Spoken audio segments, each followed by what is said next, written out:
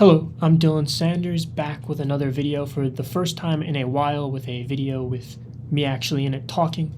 I've been doing a lot of edit videos for Stranger Things to different songs and stuff, so if you like edits and tribute type videos like that and love Stranger Things like I do, go check those out. I'll link a playlist up here to all of the edits I've made.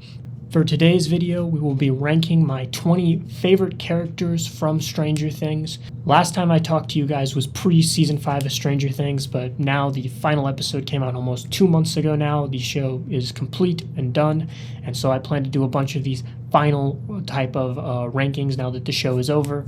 One last thing before we get started.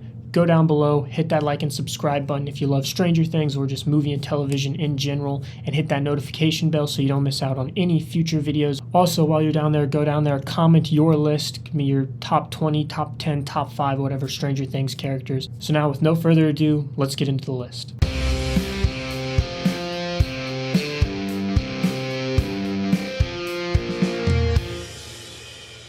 Coming in at number 20 for me, kicking off the list, is Dr. Sam Owens. I went back and forth in this last spot for Bob Newby or Owens, but I leaned towards Owens. He introduced in season 2 as this doctor type character for Will, almost kind of replacing Brenner, and you're uneasy as to, whether is this just kind of going to be a repeated subplot, another evil doctor, but he actually ends up helping them. I need you to trust me. Has a really small role at the very end of season 3, but I think his best season is season 4, trying to right his wrongs and everything with 11 and helping her get her powers back. Unfortunately, he knows the only way to do that is through Brenner, and getting to see them bounce off each other, Brenner and Owens, with some really great scenes in season 4 there between the two.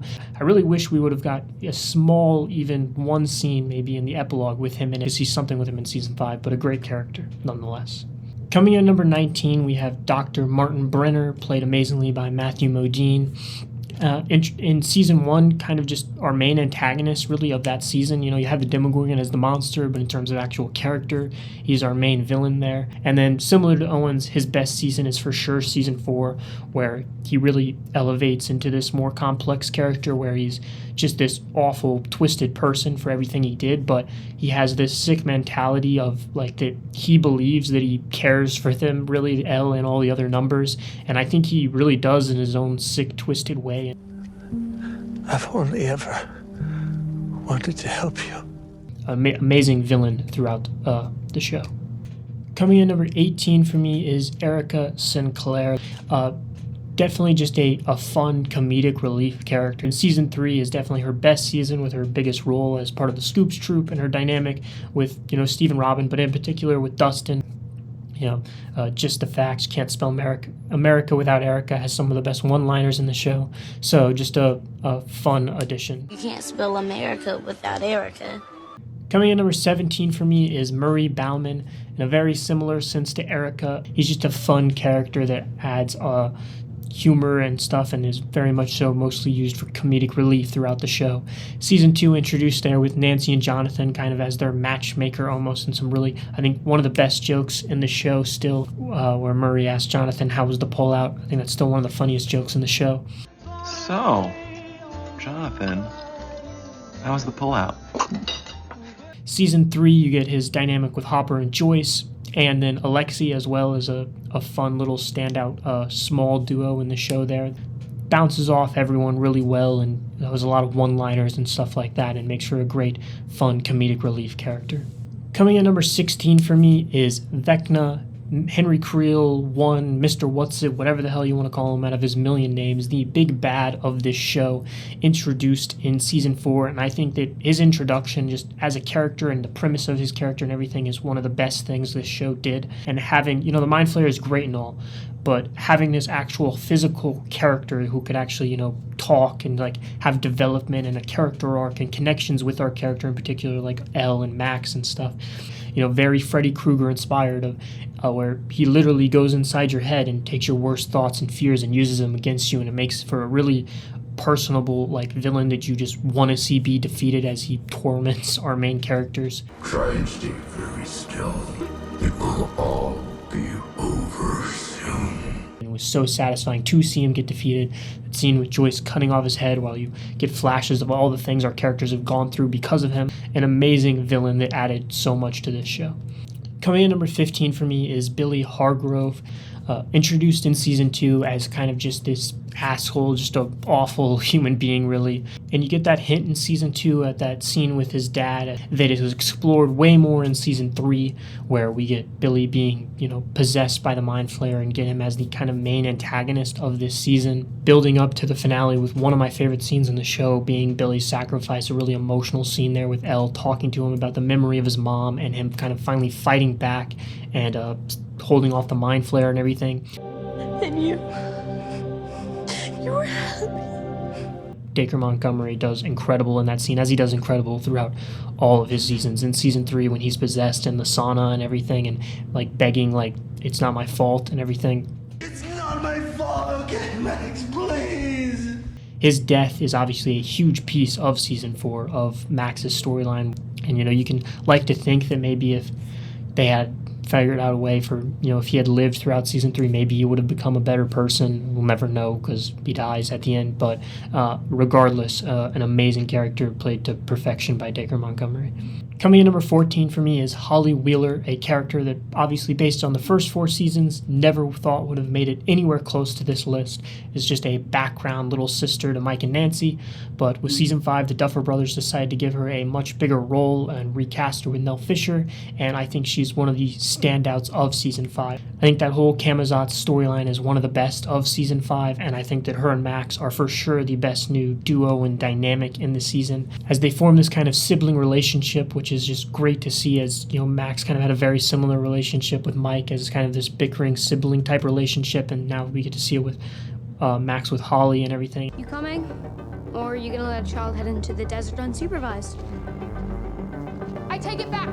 You don't remind me of your brother. You are your brother. And just seeing them work together and Max kind of get to take care of Holly and be there to look out for her in a way that Billy never was there for her and everything, and be that older sibling to her. It's just a great dynamic throughout season 5. Culminating in their escape, which is one of my favorite scenes in season 5 with their whole conversation there together. Don't get me wrong, her arc definitely has a lot of similarities to Eddie's arc in season 4. They ran away. They just stood there. But it still works really well as a character arc and has enough differences from the Eddie one to still be unique and stand out. Nell Fisher crushes it this season, capturing that kind of season 1 energy of a younger, innocent kid and everything that has to take on all this horrible shit, and just does an amazing job with the emotion to it while still always feeling like a kid with that energy and type of humor and stuff at times, and does just a phenomenal job. Coming in number 13 for me is Jonathan Byers. Jonathan is unfortunately a character who I think peaked early in the show. I think the first 2 seasons are by far his best seasons, where he's just given a lot more to do. I have changed. I used to be a while ago when I first watched the show, in the first few months after rewatching the show even, I was a Stancy person. I was Team Steve and Nancy. But upon a million rewatches and having the show as a whole finished now, I definitely prefer Jancy. I definitely prefer Jonathan and Nancy. I like their dynamic more, and I think they have more standout moments, and I think they make more sense as a relationship. I think unfortunately though, after having kind of establishing that relationship with Jonathan and Nancy, that for whatever reason, it feels kind of like after season 2, the Duffer Brothers just kind of didn't know what to do with Jonathan's character. That doesn't mean I don't still really like his character in those seasons, because I do, and in fact, he has some amazing moments in those seasons. In season 3, his argument with Nancy in the car after they're getting fired. In season 4, when he comforts Will at the tub and everything. Because you're my brother, and I love you. And there is nothing in this world, okay? Absolutely nothing that will ever change that. Like, those are both incredible scenes, and he still has standout moments and some great dynamics with different characters, but just on a story level and on a character arc level, he just really doesn't do anything in seasons 3 and 4.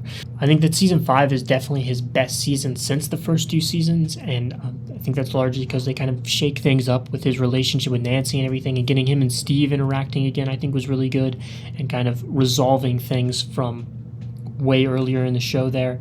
and all kind of leading up to that scene with him and Nancy getting stuck in the melting room, which is a top 10 scene in the show for me. It's such an incredible scene. I hate it when you're high. I hate it when you're drunk. I hate it most of all when you're high and I'm drunk. Me too.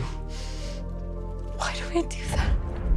And I love that he got a really heroic moment in the finale, saving Steve and wrapping up that dynamic really nicely. And then his epilogue ending is also just perfect for that character of, being a film director and going to NYU like he's always wanted to since season 1. A really great, satisfying ending for an amazing character.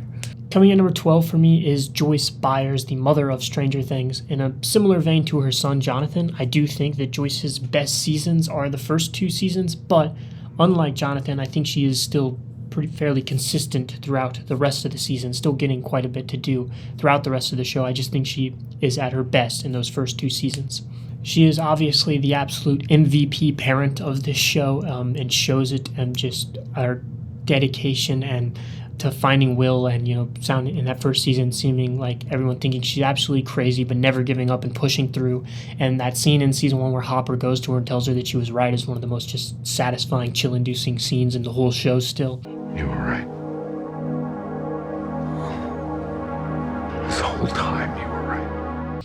And her and Hopper, one of the best dynamics in the show, starting off in season 1 kind of more as just like a buddy cop, like a duo type of thing, and then turning romantic more so as the show goes along and becoming one of the best couples and just duos in the show. Now, I did say earlier that I think Joyce is definitely more consistent throughout the whole show than Jonathan, but she does have a similar issue, in my opinion, to Jonathan, in that she does kind of decline. Decline sounds so negative, but for lack of a better way of putting it, decline throughout the show, where I think the early seasons, in particular the first 2, are for sure her best.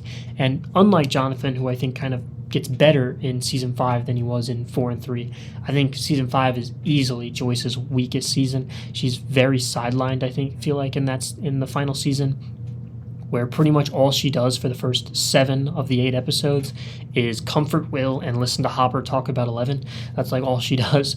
And this is more of a nitpick, but I also feel like in season 5, Joyce just like completely forgets that she has a second son. Like, her and Jonathan just like barely interact, and she seems to have no care about just of how having him go into danger. And like when he's missing for half the season and then the Upside Down, she just doesn't really seem to give a shit.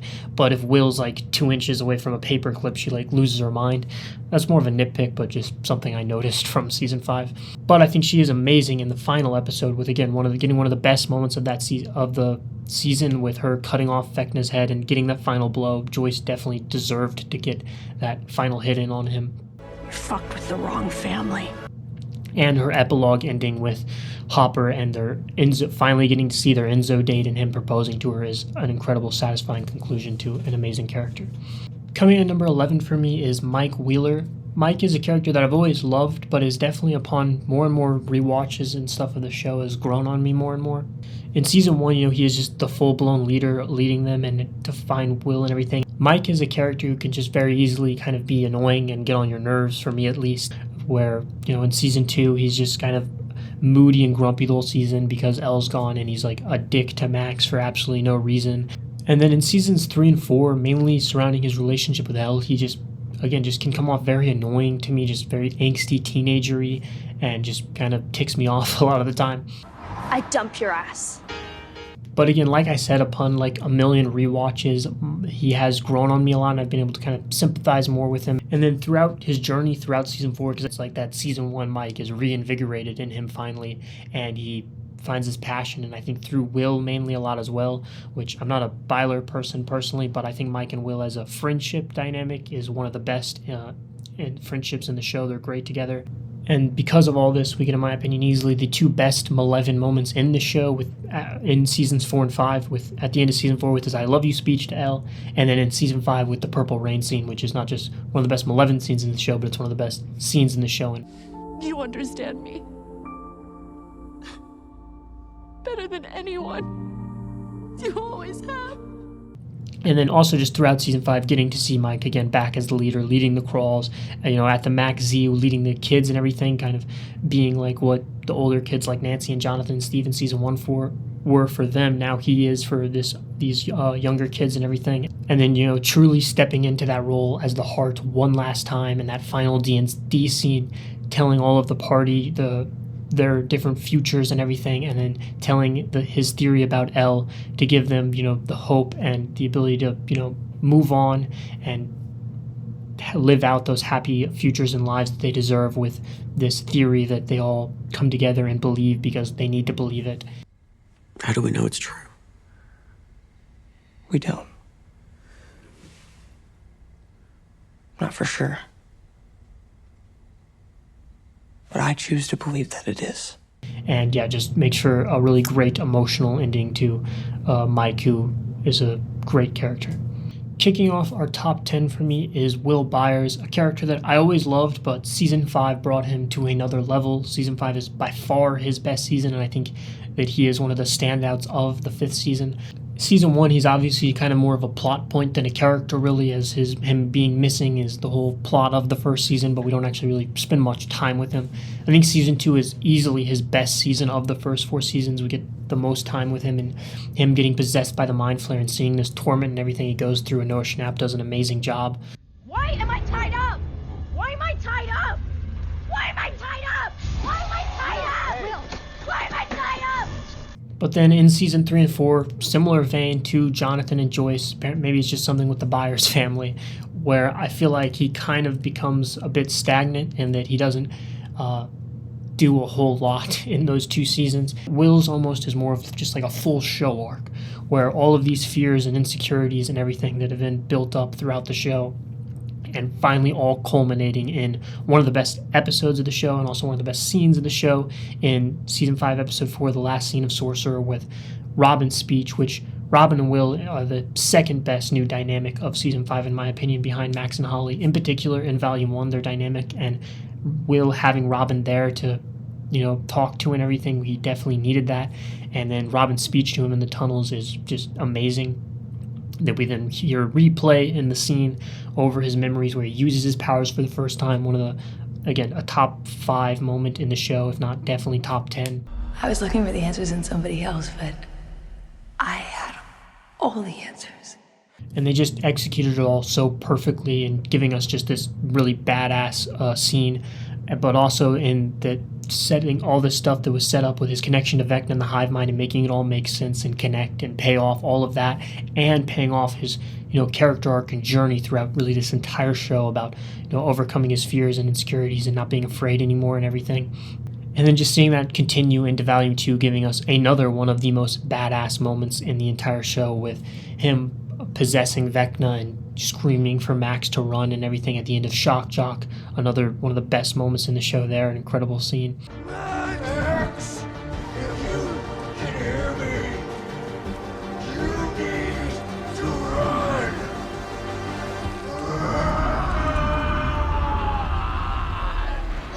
And then the bridge, now that he has kind of overcome a lot of these fears and started to accept himself and everything, to, tell other people in his coming out scene and everything, which I think was done really well. And so with all of this, I think Will is just one of the characters that got one of the best, most satisfying conclusions and roundouts to his arc in Season 5 that elevated his character, not just in Season 5, but as a character as a whole throughout the whole show. Coming in at number 9 for me is 11, or Jane Hopper, the main character of the show. In Season 1, very E.T. reminiscent of, Elle being the E.T. of, character, fish out of water, raised in a lab her whole life, doesn't understand, can't even talk really, and just a really sweet bond that she forms, in particular with Mike, but with Dustin and Lucas, and just being accepted into the party and everything. Then in Season 2, we get the start of what is my third favorite dynamic or duo in the entire show with Elle and Hopper. The father-daughter relationship it's just an amazing addition into Season 2 that we continue to see grow throughout the rest of the show. And seeing Hopper really cares about her and everything, is trying to do the right thing, but kind of really isn't, boiling into their argument, which is an amazing scene in the show with the iconic line, "You're like Papa." You are like Papa! Now this unfortunately leads into what is by far the weakest storyline in this entire show, with the Lost Sister episode with Kali and everything, and that Season 5, it made it better for sure, but it didn't fully justify that episode's existence still in my mind. There still is a better way they could have done that or handled it.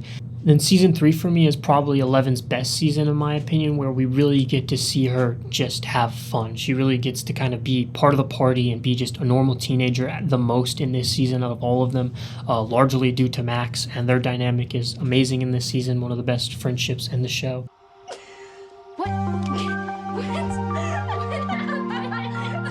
But season 4 will be a close second. Her storyline there is amazing. That kind of wraps up her entire arc throughout this show up to that point with Brenner and everything. And the memories in the lab and her dynamic with Henry, and finally standing up to Brenner and saying, I'm not the monster, you're the monster, something she's battled from since season 1. I'm the monster.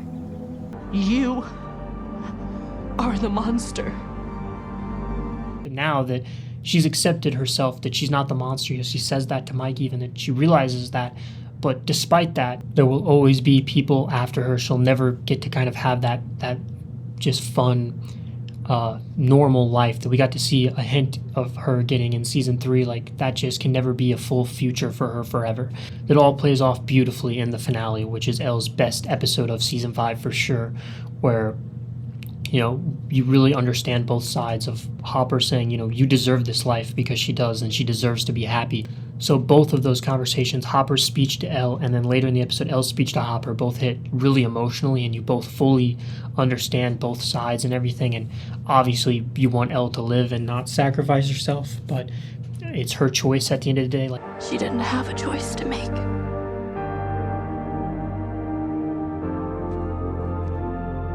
But I do. and she makes the sacrificial play in the Purple Rain scene, which is, again, one of the best scenes in the show. Amazing emotional sequence there. And that with Mike's theory, we still are able to... I love that the Duffer Brothers left it ambiguous, and that they left it up to the audience to decide, so that you can still, just like our characters do, have hope that she did get the happy ending she deserved, even though as unlikely as it might seem, and that I kind of lean on the fact that it probably is just a theory, a story made up by Mike in all reality, but who cares? Ignore all the facts. I want to believe that she got the happy ending that she deserved. Coming in number 8 for me is Eddie Munson. Eddie is a character that could have pretty easily been fairly generic. I'm not saying bad at all, but he just definitely could have been a pretty by-the-numbers character, outcast that doesn't, fight back, runs away all the time, finally being a hero in the finale and everything, and sacrificing himself.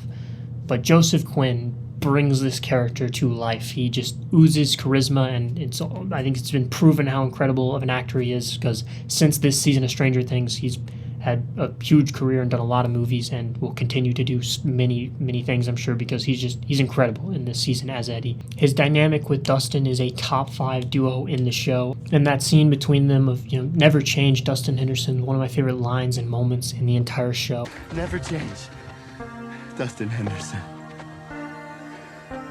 Promise me? I wasn't planning on it.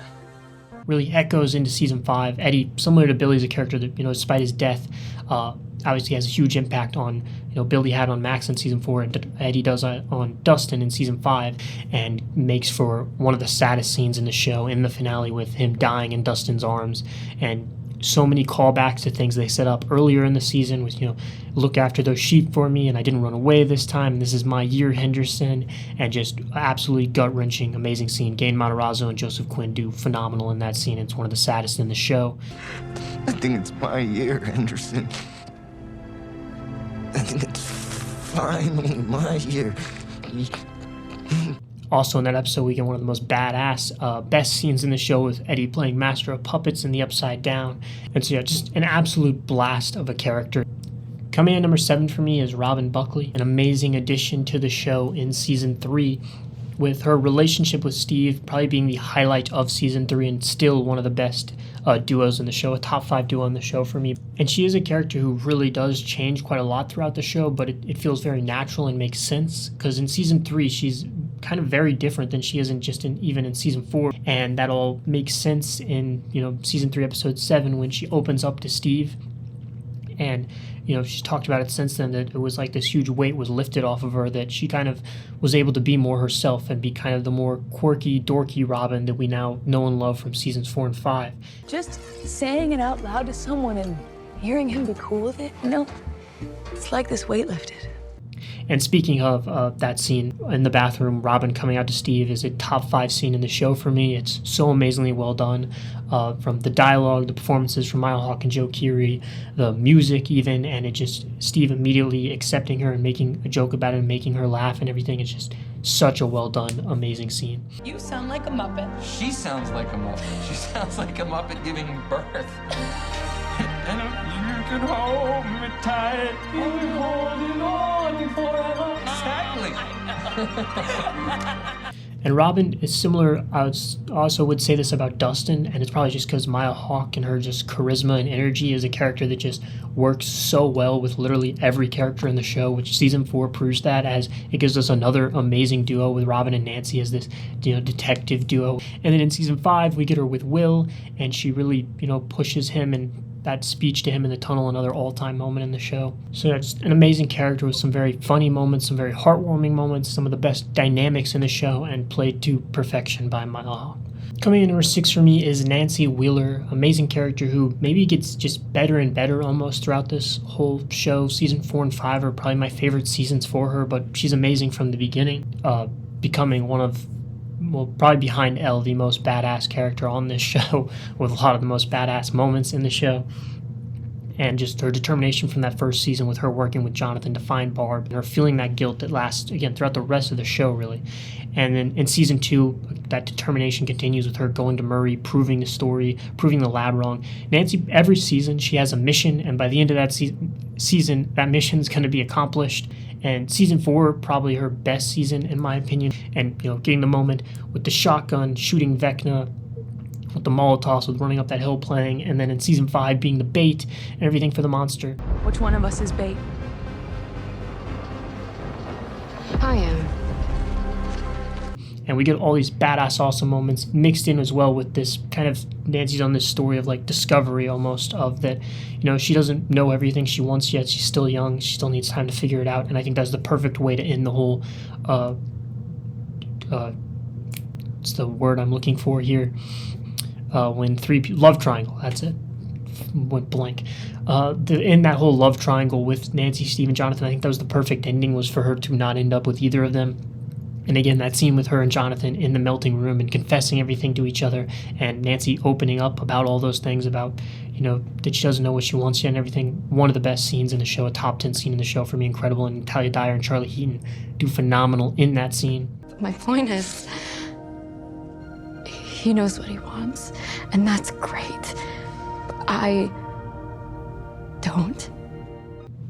And again, in season 5 also just getting that determination to find Holly this time now, and succeeding this time where she didn't with Barb, and getting some kind of redemption for herself there as well. So yeah, a phenomenal character. And then in the epilogue, making even going more on that point of by her, not going to the high fancy college she was supposed to go to, but taking risks and doing what she wants to do, and going for a paper like in season 3 and standing up for herself, and getting to do what she really wants with her life is a perfect ending for that character. Coming in number 5 for me is Jim Hopper. Incredible character throughout all 5 seasons that I think has one of the best, like when you look at the whole show, his arc throughout the whole show is just done really well and ended very satisfying.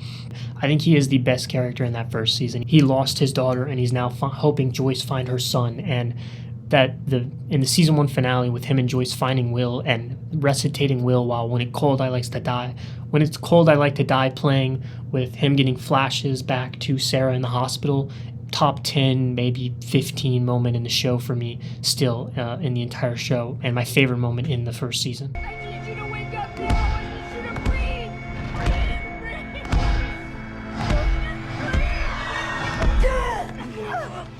Then in season 2, like I said, with Elle moving into that relationship, and that kind of is more what starts kind of up his more full show arc of being this overprotective parent, leading to season 4, which I think is Hopper's second best season behind season 1, where we really get like his storyline fully to himself there, obviously, as he's in Russia by himself in the prison and everything. And his, I am the cursed speech really kind of beautifully tells about his arc throughout this whole show, where everyone I love I hurt.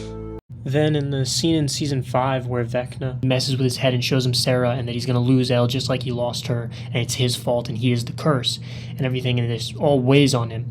But this conversation that Elle has with him, and losing her kind of almost awakens this part of him that's like, and that he sees now in the epilogue that it's doing the same thing to Mike. You know, he ran away on the graduation day, wasn't going to go to graduation, and is talking just like he used to. And he realizes that, you know, he can't let Mike fall down the same path that he did, and he passes on his word of wisdom to him, which is kind of like his full character arc and journey just perfectly wrapped up. I've been down that first road before. I don't recommend it. And that kind of, he's able to set Mike on a better and different path than he went down himself. And so I think it's just one of the best, again, overall character arcs for a character in the show. And obviously David Harbour throughout the whole thing is just doing incredible. I think he's one of the best actors in the show. The entire cast is phenomenal. I've raved about them throughout this whole video, and I will continue to rave about them. They're all perfect as these characters, and I think David Harbour is one of the best actors in the show and just does incredible with all his dynamics and his emotional moments, and yeah, just a phenomenal character. Coming in at number 4 for me is Lucas Sinclair. In my opinion, maybe the most just loyal and like the best friend in the show, if that makes sense. Like, he is just always there for his friends and always by their side and will do anything for them, and you feel that throughout the entire show. In season 1, I think he might be the most determined of any of them to find Will. Like, he is on it. That is his mission, and in doing so, you know, he doesn't trust Elle at first, which I think is fully reasonable for the circumstances, and obviously ends up coming around on her when he realizes that she's just scared and everything, and accepts her immediately into the party. I was wrong. I'm sorry. Then in season 2, with the introduction of Max, obviously that relationship begins there, and for me, Max and Lucas are not just my favorite couple in the show, but they're my favorite duo in the show. They're amazing together. I think Caleb McLaughlin and Sadie Sink just have phenomenal chemistry throughout the whole show. And in season 2, again, just seeing him immediately accept Max and bring her in, be the one to tell her the truth about everything and just show how much he cares for her. And him and Dustin also a really underrated duo throughout the show. I think I love them together. They're my 2 favorite of the 4, you know, boys. Maybe that's why, but I really loved Lucas and Dustin together, and they have a lot of funny moments in season 2 together. Season 3 is probably Lucas's weakest season, or it's definitely Lucas's weakest season, I would say, but he's still great in the season, still has a lot of great moments, but he's more kind of just there for almost comedic relief a lot of times almost, but he has some hilarious moments in the season. On the flip side of that, I think season 4 is Lucas's best season. I think season 4 and 5 are his 2 best, are the last 2 seasons, and I think season 4 is my favorite of the 2, where we get to really, Lucas, he gets 2 kind of amazing journeys in here, both one of his own and then one of his relationship with Max. Season 4 and 5 is when Lou Max is at their best. They were already amazing, but in this season you really see just how much Lucas cares for Max, that even when they're not together, when they're broken up, and she, because of everything she's going through, is pushing everyone, including him, away, but he won't let her and is by her side and is there for her and always, you know, comforts her, is able to make her laugh and be at her side and everything, and is just, again, proves his loyalty through and through. And then on top of that, you get his own journey and arc throughout this season, in particular towards the beginning, and then rounds out well in the finale, where this feeling of that everyone has felt, you know, Robin talks about it in season 3 as well, of, you know, being tired of being bullied and being an outcast and just wanting to fit in. I'm tired of being bullied. And then through the season, he realizes that that doesn't matter. Like, realizes he doesn't care about that stuff, about popularity and all of that. What's most important to him, what always has been most important to him, is his friends and being there for them, and that's what he cares about. And getting that final confrontation there with Jason in the finale is a great payoff to that storyline. And also, we get what is, in my opinion, still the saddest scene in the show. I think in the season 4 finale, with Max dying in Lucas's arms, and, you know, saying she doesn't want to die and everything, and Lucas saying to hold on, Erica help. Caleb McLaughlin crushes it. Erica, help! And that is when, I mean, Caleb McLaughlin's phenomenal throughout the whole show, but when you give him big emotional moments like that, that's when he's at his best, because he is incredible in that scene, and he's incredible in season 5. Another one of my favorite scenes in the show, when Max wakes up, her saying and to him that, you know, I only needed you, as throughout the first half of season 5, he is literally by her side in the hospital, but that never gave up on her, and that it wasn't Kate Bush, it was Lucas, was her thing to attach herself to the real world, to escape and to keep fighting. And like, you can see like happiness on Lucas's face when he hears her say that and everything. And yeah, just a phenomenal scene there as well. I just needed you. Just you. And then in the finale, he's saving Dustin and all of that, having the giant wrist rocket slingshot thing is great, and then gets the perfect ending with his happy ending with Max, with getting their movie date and all of that is the perfect ending for Lucas and Max, and makes for a really happy, satisfying ending to an incredible character. Coming in at number 3 for me, Dustin Henderson, probably the fan favorite of the show, and for good reason. He's just the easiest character to just fall in love with, as you do immediately in season 1. And in season 2, adding kind of more layers with his character, with the stuff with Max and Lucas and stuff, and then with Dart as well, maybe definitely not the smartest decision Dustin's ever made with him keeping Dart and everything, but it leads to the ultimate dynamic duo of this show, Steve and Dustin, a close second favorite duo in the show for me behind Max and Lucas. Steve and Dustin are amazing together. And season 2 honestly might still be my favorite season of them together. They're amazing in every season, but in season 2 when they first unite, and it is truly kind of the jock, sporty, popular kid Steve with the dorky, younger kid Dustin, and that dynamic, and Steve giving him advice with the hairspray, and the scene of them talking on the railroad is probably still my favorite Steve and Dustin scene in the show, and a top 15-ish scene in the entire show for me. I love that scene. It's like before it's gonna storm, You can't see it, but you can feel it, like this electricity. Like in the electromagnetic field when the clouds in the atmosphere. No. Like a sexual electricity. Oh. Another absolutely amazing scene in the show with Nancy. The whole snowball is a top 5 scene in the show. I love the entire snowball. But the best part of the snowball is with Nancy going over to Dustin and dancing with him with Time After Time playing, and of all my brother's friends, you've always been my favorite, and it's just super sweet, and I absolutely love that scene. Then in season 3, we probably get the peak of the Steve and Dustin duo. It's not in terms of it being my favorite, because I prefer 2 and 5 probably in terms of them as a duo, but season 3 is when they're at their old funniest and just cracking jokes and back and forth one-liners, all of that stuff. And you obviously have throughout the whole season the setup in the first episode with Susie, is she real or not, getting amazingly paid off in the finale with one of the funniest moments in the whole show with him and Susie singing Never Ending Story.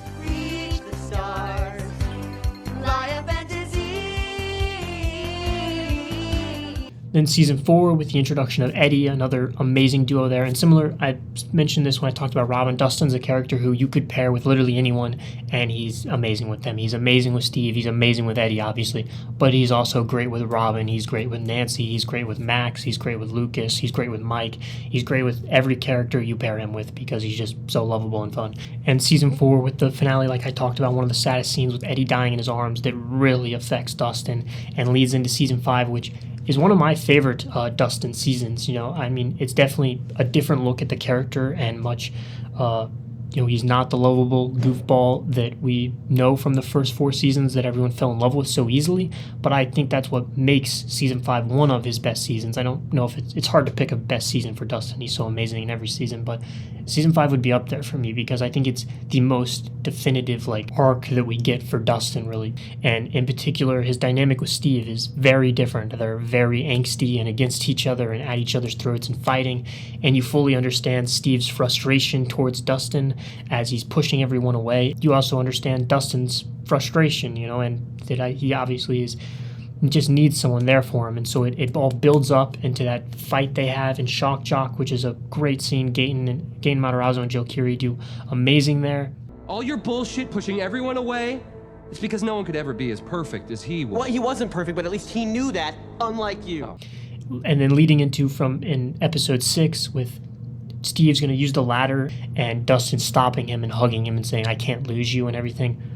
One of my favorite scenes, probably my second favorite Dustin and Steve scene behind one of them in the railroads in season 2. Amazing, emotional scene there. Again, Gaten and Joe do incredible in that scene as well. Please, if you go on there, you're gonna die, and I can't deal with it again. You can't die because I can't deal with it again. Don't let it happen again. Please. Please don't let it happen again. Not you. I'm sorry. No.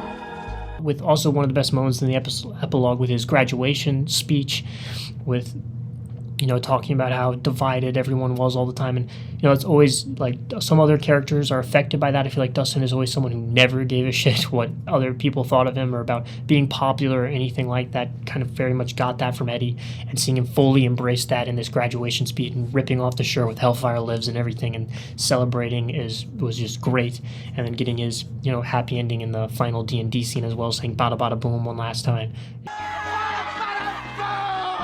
Absolutely love Dustin, one of the most lovable, fun characters in the show. Coming in at number 2 is Steve Harrington. The redemption arc or storyline is one of my favorite types of arcs you can do, and I think Steve is one of the best examples of that. He's my favorite example of that, where in season 1 he is a douchebag, he's kind of the king of Hawkins High. He's not a horrible person or anything, but he definitely makes a lot of dumb decisions, breaking Jonathan's camera. The alleyway fight is probably his lowest moment, but there's always hints of, that he's a good guy in there. And even the Jonathan camera thing, Jonathan was in the wrong there too. But we see that change towards the end of season 1 with Tommy H. and Carol when he says, screw you, you guys are miserable, I don't want to be like you anymore.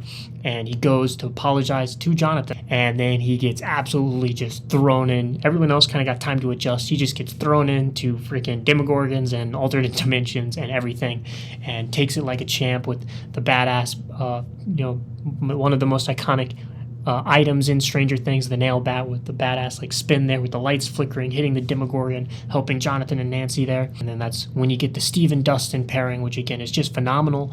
But on top of just Steve and Dustin, this is also the birth of The Babysitter with season 2, episode 6, The Spy, one of my favorite episodes of the entire show, with Steve, with Dustin, Lucas, and Max, and that is the birth of The Babysitter. Turns out I'm actually a pretty damn good babysitter. Then in season 3, we've already kind of gone on this redemptive arc, but he still has a lot to learn, and we see that in season 3 as he still has these concepts about popularity and all of that shit that he just kind of learns and realizes how pointless they all are. And, the scene with him and Robin trying to escape the Russians and they fall over tied to the chairs is an amazing scene there between the two of them. Everything that people tell you is important. Everything that people say you should care about, it's all just bullshit.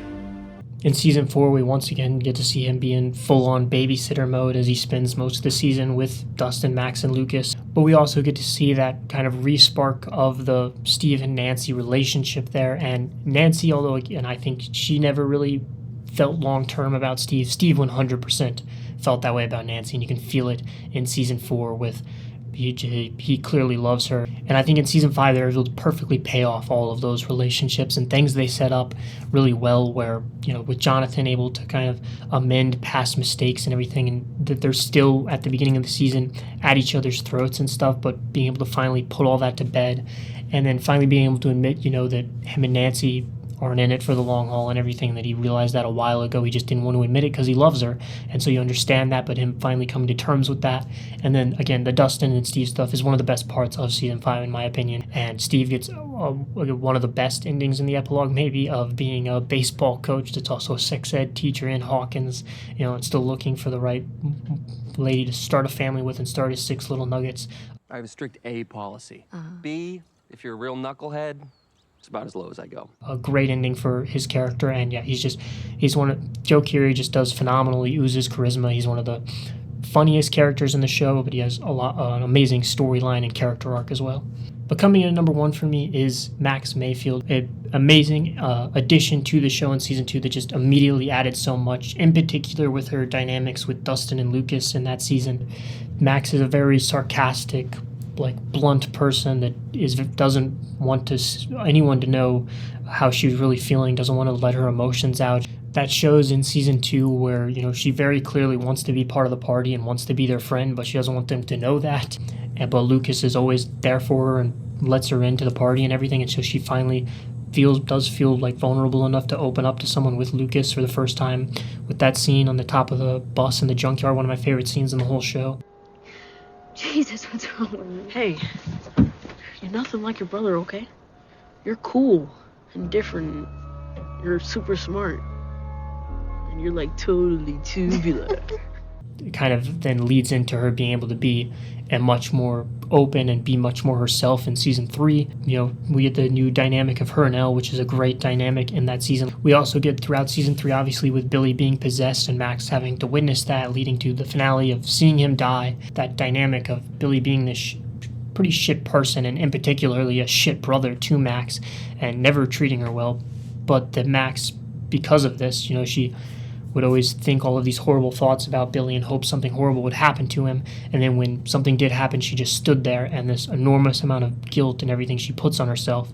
And because, like I said, with what they show in season 2 as well, continuing even to a more severe degree in season 4, where she just pushes everyone away and falls into this dark and depressed place. Now when I lie in bed at night, I pray that something will happen to me. That something terrible will happen to me. Leading to Dear Billy, which is like my 3rd favorite episode of the entire show, and of her finding out she's cursed and everything and writing these letters for everyone and pretty much just giving up. And then the running up that hill scene, it, you know, behind me on the banner there, and it's the most iconic scene from the show for a reason. It is the final D&D scene and the running up that hill scene are like 1A and 1B pretty much. They're my 2 favorite scenes in the entire show. They're really close, and yeah, that scene, I've seen it a million times, that episode, and every time it gives me chills, gets me on the edge of my seat.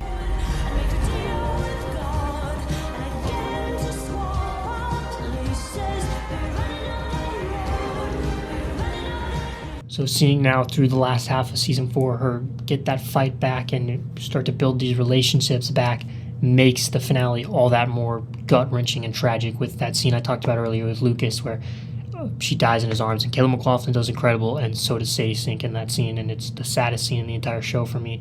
I don't want to die. I'm not ready. You're not gonna die. Please just hang on. I want to go on. I don't want to. Which leads into her storyline for season 5. And, you know, she is, despite being in Vecna's mind this whole time, whether it's because she's with Holly or whatever it is, you kind of get like that season 3 Mad Max back again, where she has a lot of more like sarcastic, funny moments in there, which I love.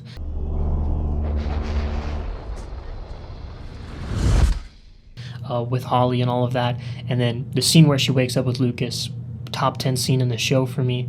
Again, Lou Max favorite duo in the show, and that whole reunion, it is perfect. And for me, Max's storyline throughout seasons 4 and 5, and just her arc and just her as a character throughout 4 and 5 is what cements her as my favorite character in the show. She is my favorite character in both seasons 4 and 5. And I think season 4 and 5 is when you truly see just how incredible of an actress Sadie Sink is. I think she's one of, if not, an argument could be made for the best actor in the entire show, and I think 4 and 5 really show that. And then also getting the perfect and happy ending she deserves in the epilogue, with, you know, seeing just her skateboarding again, you know, not in a wheelchair, and then getting that happy ending with Lucas, with all the shit they've gone through together. They deserve it.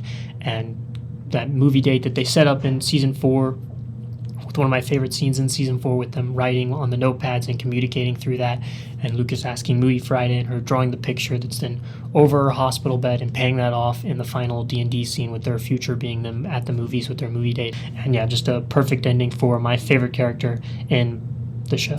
And that is my ranking of my 20 favorite Stranger Things characters of all time. Hope you enjoyed. I had a lot of fun talking about them, and I plan to do a lot more of these Stranger Things rankings now that the show is fully over. Maybe like best duos ranked, best seasons ranked, best moments ranked, stuff like that.